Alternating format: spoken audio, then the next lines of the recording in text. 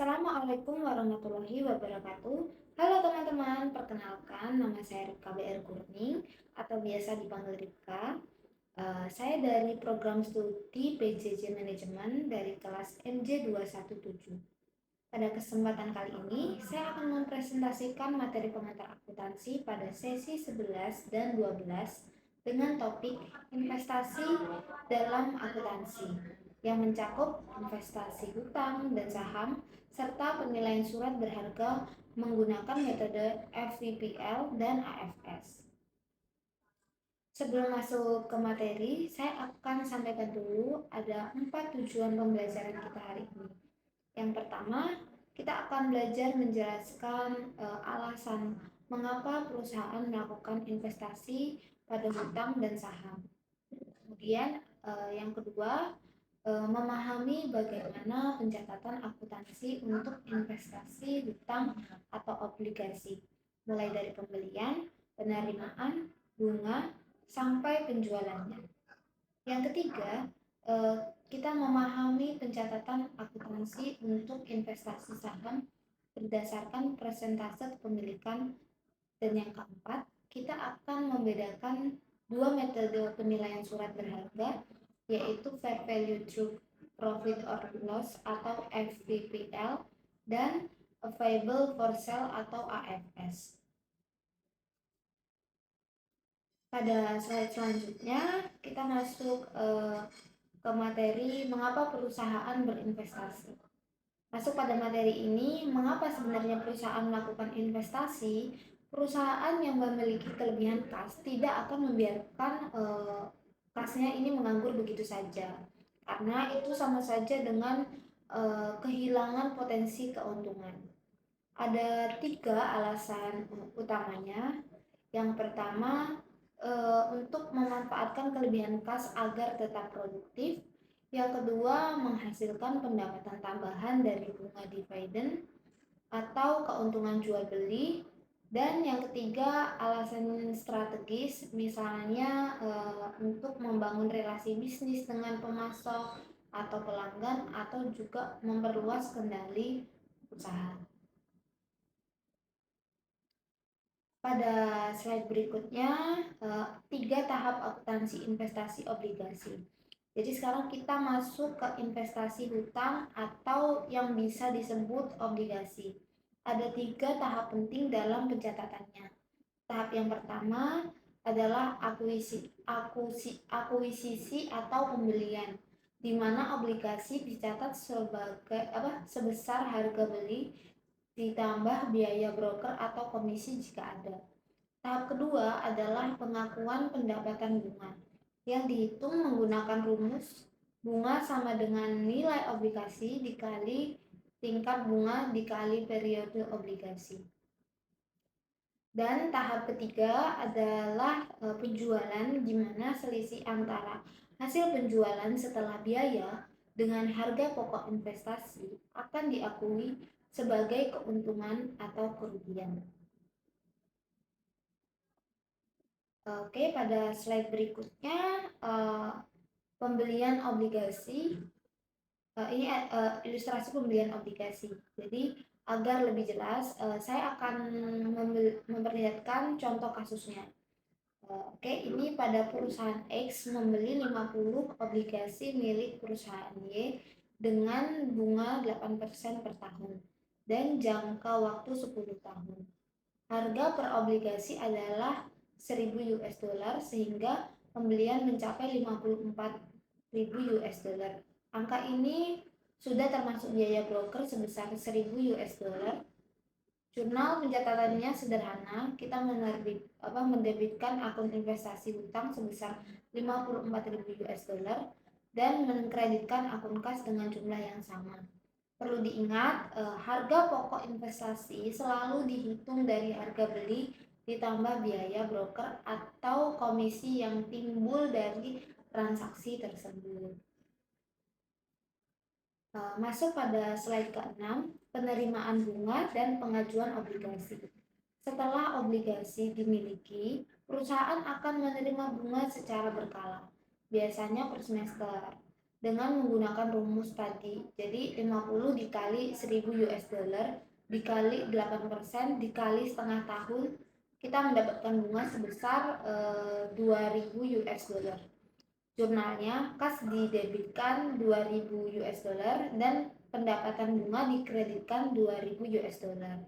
Perlu diperhatikan juga jika periode fiskal berakhir sebelum tanggal bunga dibayarkan, maka yang diakui adalah piutang bunga, bukan kas. Selanjutnya, saat obligasi dijual dengan hasil bersih 58.000 US dollar, kita mendebitkan kas 58.000 US dollar, mengkreditkan investasi hutang 54.000 US dollar, dan mengkreditkan keuntungan penjualan sebesar 4.000 US dollar yang merupakan selisih dari hasil penjualan dikurangi harga pokok investasi. Pada slide berikutnya, 3 kategori berdasarkan persentase kepemilikan. Sekarang kita beralih ke investasi saham. Perlakuan akuntansinya berbeda-beda tergantung persentase kepemilikan. Jika kepemilikannya misalnya kurang dari 20%, digunakan metode biaya di mana saham dicatat sebesar harga perolehan dan pendapatan baru diakui saat dividen benar-benar diterima. Jika kepemilikannya antara 20% sampai 50%, digunakan metode ekuitas. Jadi karena perusahaan dianggap memiliki pengaruh signifikan, nilai investasi akan disesuaikan dengan laba atau rugi serta dividen dari perusahaan investasi. Sedangkan jika kepemilikannya lebih dari 50%, digunakan metode konsolidasi karena perusahaan sudah memiliki pengendalian penuh sehingga laporan keuangan induk dan anak perusahaan digabungkan menjadi satu. Pada slide berikutnya, metode biaya. Ilustrasi sunset. Jadi corporation. Mari kita lihat contoh penerapan metode biaya melalui kasus Sunset Corporation. Perusahaan ini membeli 1000 lembar saham biasa setara kepemilikan 10% dengan harga 40 US dollar per lembar ditambah biaya broker 500 US dollar sehingga totalnya 40.500 US dollar.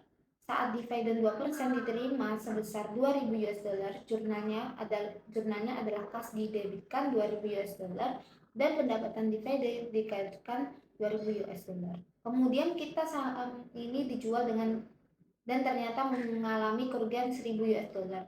Kita mencatat kas didebitkan 39.000 US dollar, kerugian penjualan didebitkan 1.000 dan investasi saham dikreditkan 40.500 US dollar. Ciri khas metode biaya ini adalah nilai investasi di neraca tidak pernah berubah selama saham dimiliki. Pendapatan hanya diakui saat dividen benar-benar diterima. Masuk slide selanjutnya, metode ekuitas, ilustrasi, Miller Corporation.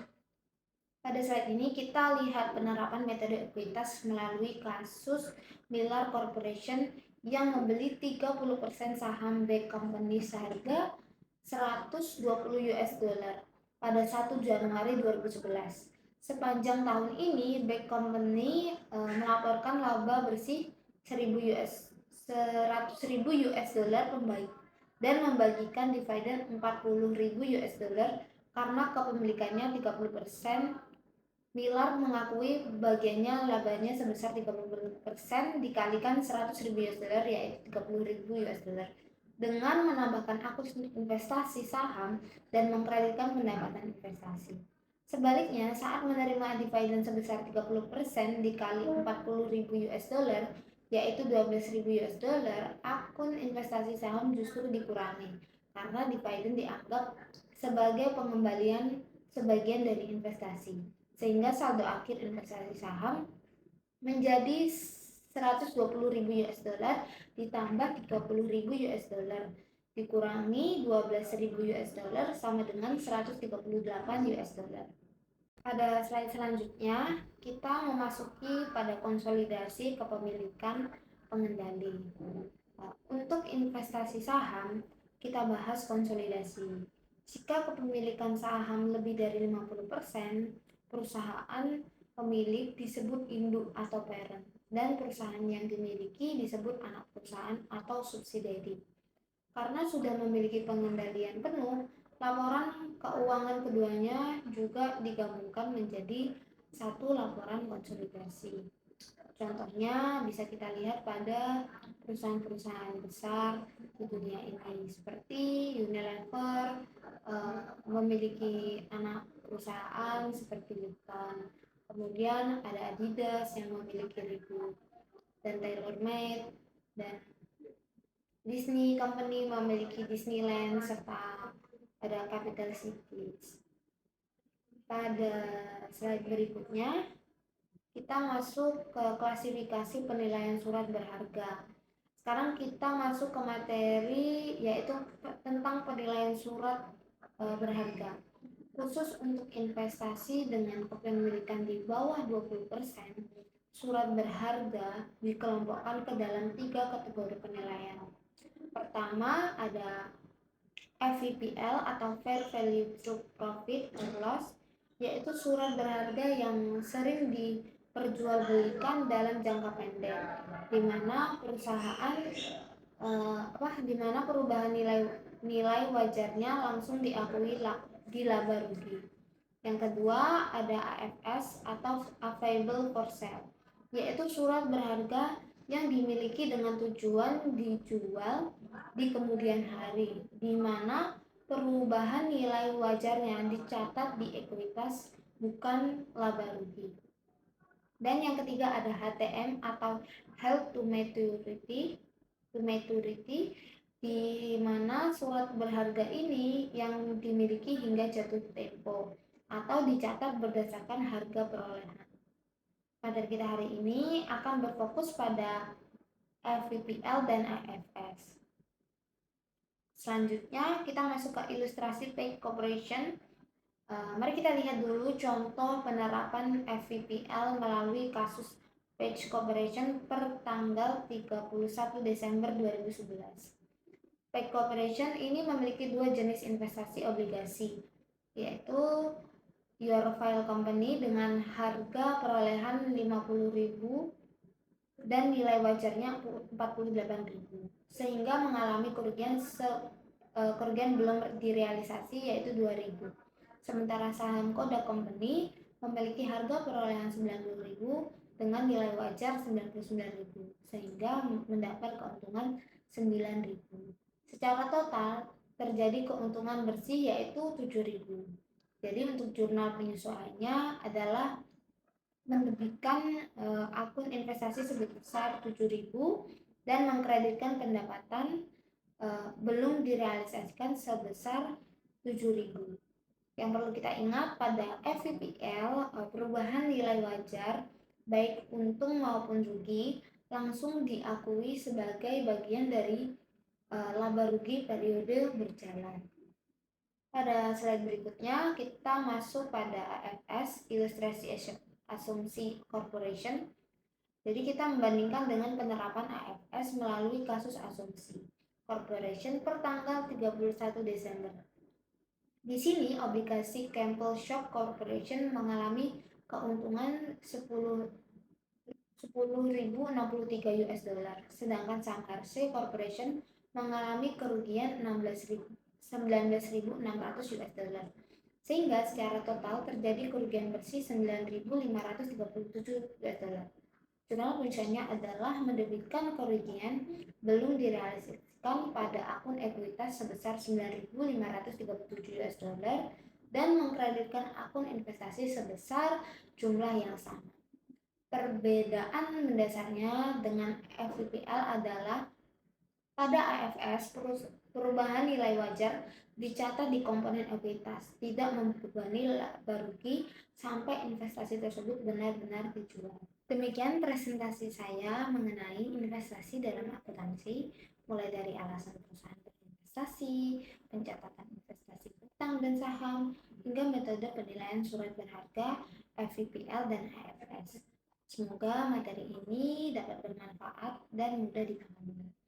Saya Rifka Kuning mengucapkan terima kasih atas perhatian dari teman-teman. Apabila ada pertanyaan bisa silakan berkomentar di kolom komentar. Saya tutup. Assalamualaikum warahmatullahi wabarakatuh. Terima kasih.